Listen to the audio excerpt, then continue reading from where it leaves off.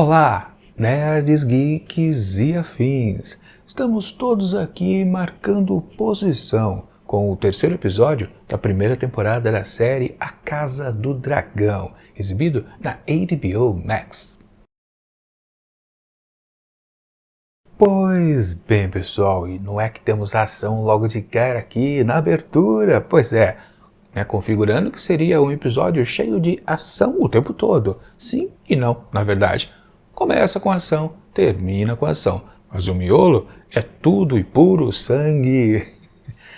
A canção de Gelo e Fogo, claro, é a batida, claro, que a gente conhece da escrita do George R.R. Martin, que a série de TV consegue adaptar bem, é verdade. Talvez não consigam terminar a série em si, de maneira satisfatória, mas quando pegam o começo, principalmente o aquecimento das histórias do Martin, realmente as adaptações televisivas conseguem realmente oferecer pra gente um bom espetáculo, justamente dessas intrigas. E aí, quando o pessoal está se batendo ainda, não está indo para a ação, sim, o show até melhor, com certeza, porque é preciso fazer algumas considerações a respeito exatamente da porção final de ação aqui desse episódio. Mas de fato, o começo é muito do interessante, com bons efeitos especiais, o clima, a tensão ali, de uma batalha. E claro, Daemon chegando lá com seu dragão, que eu não decorei o nome até agora, mas tocando lá o terror. E é curioso, a construção da cena também é bacana, Com certeza isso não está nos textos lá do George R. R. Martin, foi uma invenção mais do roteirista aqui desse episódio, Que é colocar, claro, um cidadão a ser salvo pelo príncipe, E ele lá todo contente, venha príncipe me salvar e... Caramba, coitado, da pisada do dragão, Enfim, é um contraste interessante, que no fundo, claro, os poderosos não estão nem aí, com a ralé que luta por eles, Enfim, é um comentário muito bom colocado aqui no início do episódio. Mas enfim, é um contexto interessante que a gente então percebe que aquela guerra foi para frente, que a gente estava lá no final da do episódio passado, Aliás, falando, nisso, se passaram 3 anos exatamente do início do conflito. E no meio desse caminho, obviamente, Alicente, enfim, deu um herdeiro ao rei, um herdeiro homem. Pois é, comemorando também agora, o seu 2º aniversário. E ela já está prenha, com a barriga já explodindo de novo. Praticamente já tem outro rebento a nascer por ali, que eu não sei se vai ser menino ou menina, isso também não importa, porque a bola da vez é justamente o Aegon II de seu nome, que está já em posição, já que ele vingou, porque era o problema que se tinha com as crias masculinas de Viserys, Eles não vingavam de jeito nenhum, o único que vingou foi a mocinha, Rhaenyra. E sendo assim, o problema, entre aspas, resolvido, já começa o buchicho de todo mundo, também dos poderosos, e dizer: ô meu filho, ô rei, que isso? Você vai deixar a herança do seu reino nas mãos de uma menina? Não, agora você tem um menino, pô, troca aí, que você havia dito antes, Tá todo mundo querendo que o novo herdeiro seja então um molequinho ali, que, como disse, sobreviveu, Ele vingou. Mas aí começa a perrenga de novo, Claro, porque o Viserys quer confirmar o que ele disse à sua filha. No fundo, não foi só aquela rixa que ele estava com o irmão, Não é porque o irmão pisou na bola que tudo passou para a mão dela, A herança que eu quero dizer. Não, de fato, ele concorda que ela é merecedora disso. Não importa que ela é mulher, patati, patatá, questões da sociedade que não se importavam muito com isso, Enfim, ele quer teimar, quer dizer, ele quer teimar quando ele diz isso para a filha, mas ele não diz isso ao povo, aos nobres. Está faltando ele dizer, e com letras bem claras e garrafais, não, ela que vai ser a minha herdeira. Está faltando isso. E claro, isso vai ajudar a fermentar esse caldo aqui que já está meio difícil de segurar nessa panela que está começando a ferver.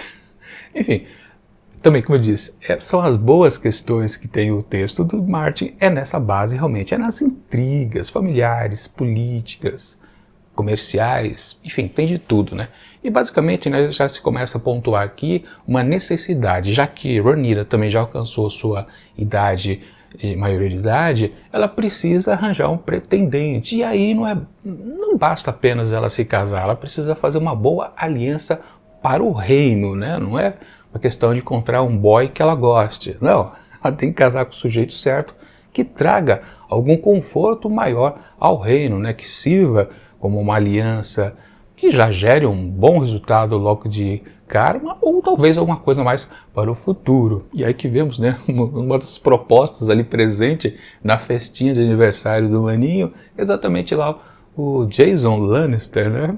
Típico Lannister, né? Querendo só, né? Enfim, bacana, mas claro que a Rhaenyra não está interessada. E depois, né, quando a gente vê ela fugir lá para a floresta, né, e o Sir Turtle, como é? Agora me fugiu o nome dele, né, mas ele vai atrás dela, né, que foi o que ela escolheu, né.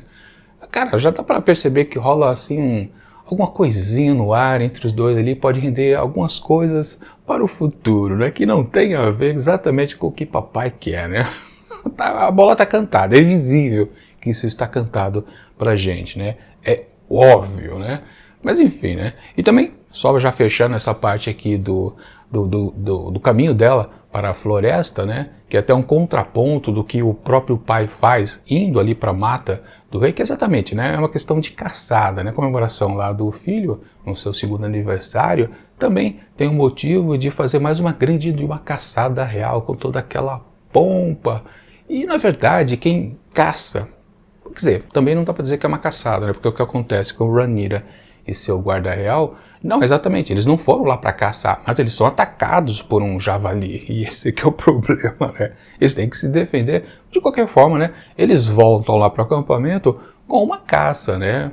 Ou seja, eles fizeram uma caça sem querer, digamos assim. Mas o problema é que o rei, o Viserys, está na pompa de caçar, né? E eu estranhei, né, naquele primeiro momento, quando chega o chefe caçador e diz, não, encontramos lá o tal servo, vai demorar talvez mais um dia, né, uma virada de noite, para enfim alcançá-lo, né, poder ser abatido. E eu fiquei me perguntando, mas peraí, o cara fala isso pro rei e o rei dá as costas e vai embora, por que ele não foi justamente lá para a mata caçar o bicho? Por quê, né? O tal do servo branco. Por quê? Porque a gente viu depois, né? Uma cena muito interessante que é exatamente quando ele chega então, né? No dia seguinte ele vai lá, então na tal da caçada, e a gente descobre que a caçada não é bem exatamente isso, né? Ele usa aquela lança lá, né? Que o Lannister deu para ele, e ele simplesmente, a única tarefa que ele tem é dar o tiro certeiro no animal completamente segurado pelos caçadores ali ao lado. Ali ele não faz nem isso direito, para falar a verdade. O Viserys, ele é colocado aqui na série como uma figura bem realmente da fraca, bem da inferior. Ele não é capaz nem de, digamos, ter a pompa de um rei. No caso, né, essa típica caçada, que deve ser uma coisa costumeira, é meio por aí, né? Mas claro, a gente consegue também supor que muitos reis de fato partem para a caçada, seja lá munido de lanças ou então arco e flecha, possivelmente, né? Mas não dessa maneira broxante que é caçar nesses termos, né? Que você só chega lá no último instante, né? E dá a punhalada no coração do animal, né? Mas ele né? O servo lá fica todo agonizante, enfim, né? Enquanto isso, né? Que a gente viu lá a cena final, do momento final da caçada da Rhaenyra, que exatamente o tal do servo branco, que era para ter sido caçado, se apresenta a ela. Claro, né, que nesse momento a série está vendendo pra gente que sim, ela é merecedora de ser a rainha, né, que merece ser a herdeira de Viserys. Mas também a gente pode considerar como uma certa imagem meio que forçada do roteiro, né? É uma coisa mais de simbolismo do que exatamente uma coisa que a gente consiga decifrar, digamos assim, em termos da construção de uma narrativa. Aquilo ali é colocado, imposto. Na comparação, por exemplo, né, a gente consegue perceber que está se criando uma sensação de, talvez uma intimidade entre os dois, Rhaenyra e seu guarda, de maneira que as cenas são colocadas dessa maneira, a gente vai percebendo, a gente percebe exatamente o climinha entre eles. Mas é diferente de você simplesmente colocar ali o tal do servo branco diante dela. É uma construção completamente diferente. É apenas realmente um símbolo a ser colocado ali, que ela é merecedora, sim, do trono. São maneiras diferentes, né? E claro, sim, o roteiro tem os seus probleminhas que estão mais lá ao final do episódio, justamente na segunda parte de ação, quando temos a questão da guerra que já dura 3 anos. Eles estão perdendo. Corlys e Daemon, pelo jeito, não conseguem vencer lá o tal engorda caranguejo. Um sujeito muito esquisito, mas colocado aqui como o primeiro grande vilão. E eu tinha comentado no vídeo passado que ia dizer alguma coisa a respeito dele. O que é? É exatamente que ele é um vilão que a gente não tem a voz dele, a gente não tem a motivação da sua existência. E o que mais agrada também essa série aos espectadores ou aos leitores é que a gente se envolve não só apenas com os mocinhos e as mocinhas, mas também com os vilões. A gente gosta de saber qual é o lado deles e muitas vezes, né, justamente por ter um tom completamente intrincado entre todas as personalidades que a gente tem na história, chega um ponto que a gente fala, caramba, eu não sei se esse personagem aqui que eu gosto realmente é um vilão. Talvez ele seja o mocinho da história. Ou o contrário, tanto faz, porque a gente consegue mudar de lado. Claro, existem grandes vilões estabelecidos, e estou me referindo, claro, à Canção de Gelo e Fogo. Eram vários, era uma batelada. A gente enxergava eles como vilões, mas a gente entendia as motivações deles. Já esse engorda caranguejo, ele não abriu a boca, ele não fez nem um grrr, nem na hora da morte, né? Porque a gente não viu a hora da morte dele, né? Ou seja, a gente não conseguiu se conectar a este vilão necessariamente. E claro, ele tem um quesinho assim dos tais vilões lá também de A Canção de Gelo e Fogo, que eram os vilões que também não falavam, que eram os caminhantes brancos, né? Aquelas figuras sinistras. Esse também era, claro, na mesma batida. Ele tem aquela doença lá da pele e tudo, mas também por ter durado apenas 3 episódios, ele é citado vagamente, eu acho que no primeiro episódio, ele aparece no segundo, nem lembro direito, não, aparece, porque ele aparece no final, né? E aqui ele aparece com mais definição e já morre logo em seguida. Ou seja, a gente não consegue se conectar ao vilão em si, isso pesa bastante, né? Falta a figura realmente de um antagonista aos personagens. Lembrando de novo que uma grande diferença dessa série para a série mãe é que, sim, de uma maneira geral, a gente pode dizer que é a mesmíssima coisa, só que falta uma coisa principal, que é a variedade de núcleos. Lá em A Canção do Gelo e Fogo, ou na série especificamente A Guerra dos Tronos, eram várias e várias famílias, cada família com seus interesses próprios. Aqui o foco está totalmente em cima apenas da família real, no caso os Targaryen. Então falta realmente aquela coisa que a gente pode curtir mais um núcleo, depois vai para um outro, a gente não curte muito, depois vai para um terceiro que é meio a meio. Aqui não, ou você gosta do que está acontecendo com os Targaryen, ou falta alguma coisa, e justamente por causa disso, né? Porque os vilões, por enquanto, ainda não está existindo aqui dentro da família. Claro, isso vai começar a esquentar, provavelmente ali da partir da metade da temporada, né? A gente vai ver uma grande de uma guerra, afinal de contas, né? O grande mote dessa série é a tal Dança dos Dragões. Bom, o que vale? Falar a respeito da ação em si desse segundo bloco. Tá esquisita, né? Ou foi construída de maneira esquisita.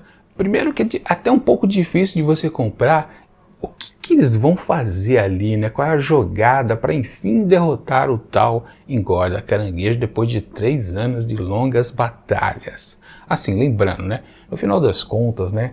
Alicent consegue convencer Viserys que ele precisa mandar uma ajuda ao irmão e também ao Corlys, por mais que talvez não tivesse muito lá sentido, fosse prejudicial à figura, assim, como um reino, mas é melhor realmente derrotar um possível futuro grande inimigo agora, né, do que deixar realmente a coisa assim em banho-maria. Ok, e ele acaba mandando ajuda lá para o irmão. Na verdade não foi o irmão que mandou aquela carta de pedido de socorro, né, foi o irmão do Corlys, mas ok, vale quase a mesma coisa. Ele mandou lá 2.000 homens, 10 navios, e simplesmente o Daemon não quis exatamente esta ajuda naquele ponto onde estava a sua própria batalha, porque ele estava para ser derrotado com certeza, e ele até bateu, quase matou lá o mensageiro do rei. E logo em seguida já começa a cena de ação, que se baseia na tal da isca, né? Quem vai se sacrificar para tirar todos aqueles inimigos que estão enfurnados lá nas cavernas. Ser ele, exatamente, o Daemon, tem mais sentido do que qualquer outra pessoa. Mais ou menos também, porque a sequência em si não tem lá muito cabimento. E de novo, talvez porque falta o tete-a-tete com o tal Lord Dahar, né, que é o engorda caranguejo. A gente não tem um diálogo entre os dois. Tudo bem, Daemon podia estar lá se entregando com a bandeirinha branca, mas se a gente tivesse um diálogo entre as duas forças, né, uma motivação daqui, uma motivação de acolá, tudo teria mais sentido. Ou seja, seria no blá blá blá, seria uma resolução muito mais tensa. Mas não, ali a gente não vê nada demais, a gente só vê ele fingindo se entregar no momento oportuno. Ele esfaqueia os primeiros guardas que estão ali, soldados que estão ali ao seu redor, e sai em caminhada frenética até as cavernas, que o tal engorda caranguejo está ali na entrada da caverna, né? E somente isso. Aí tem aquela chuva de flechadas que não acertam num primeiro momento, demora para as primeiras flechas o atingirem, ainda bem que algumas atingem também, né? Tem muita gente que ficou comentando que ele estava parecendo um flash, né? Estava correndo velozmente, né? Muitos compararam realmente com quase uma cena de filme de super-herói.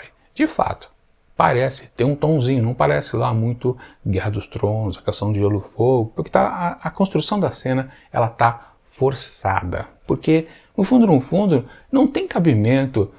Tudo bem, é só uma pessoa que está se entregando, né? Lá com a bandeirinha da paz, e depois ele ataca, e aí, por causa disso, aquele bando de soldados sai lá de dentro da caverna.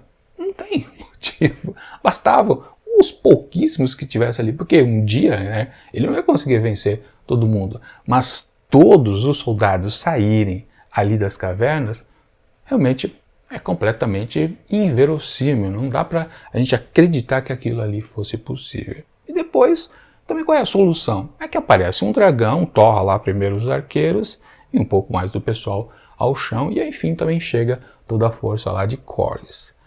A construção não tem uma coisa que você percebe um certo crescendo, tá, agora vai, aí chega mais um ponto, agora vai melhorar ainda, depois chega uma terceira fase. Não, é tudo numa batelada só que você não acredita que tem sentido aquele pessoal sair, porque a motivação deles saírem é fraca, não tem cabimento, para falar a verdade. E ainda tem aquela dúvida, né, que a série não fez questão de esclarecer pra gente, né, quem é que estava comandando aquele dragão. Não é o dragão do Daemon, né, mas dá para perceber que é algum parente lá do Corlys. Depois eu fui descobrir que é um filho dele, que também tem um dragão próprio.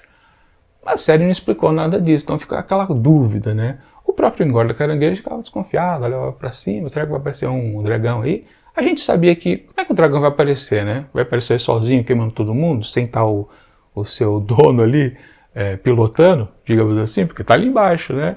Depois aparece um outro dragão, de quem é aquele dragão, quem é que está lá nas costas dele.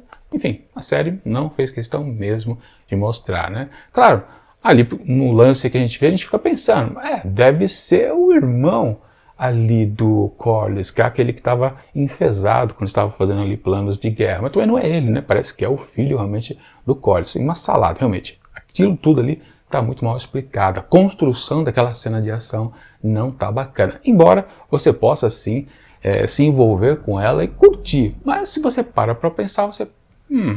não, ela não está bem escrita. Pelo menos, não é mal escrita, mas não está bem escrita. Ela convence na empolgação, porque você teve o começo de tudo isso na abertura do episódio. Então, quando você retorna a esse momento, você já está empolgado. Mas que não é muito bom, realmente não é. E assim, fazendo uma visão bem ampla desse episódio, dá para dizer que ele, sim, ele tem um tom muito mais interessante, talvez, do que o segundo episódio, se igualando ao episódio de abertura aqui desta primeira temporada. Mas, por esse deslize da construção exatamente dessa batalha final, que ela está cheia de meandros que fazem com que a gente não acredite que ela possa existir nesse formato que ela foi apresentada, né? E tem que passar um paninho aqui, né? Fazer uma vista grossa, vai. Tava certo, ele conseguiria, né, fingir que estava se rendendo, depois dar um revide, fazer com que todo mundo saísse, vem o dragão, vem as forças de auxílio e tudo se resolve. Com muita boa vontade a gente consegue sim dizer que tá bom. É aquela coisa, se a gente não para pensar, a gente se diverte sim com essa cena final. Então é isso. podia ser muito melhor a nota que eu vou atribuir, mas vou tirar meio pontinho com certeza. Portanto, para esse terceiro episódio da primeira temporada de A Casa do Dragão, eu atribuo apenas 4 asteriscos. Eu queria ter dado muito, realmente 4,5, merecia, mas até por causa do resto do blá blá blá, das intrigas políticas e familiares, que eu também curti bastante, mas vou tirar assim meio ponto porque merece, caramba. Bom, agora só resta saber a opinião de vocês a respeito exatamente desta pequena, digamos, falha do roteiro. Traduzindo, convenceu ou não convenceu esta batalha final? Coloquem nos comentários. É isso.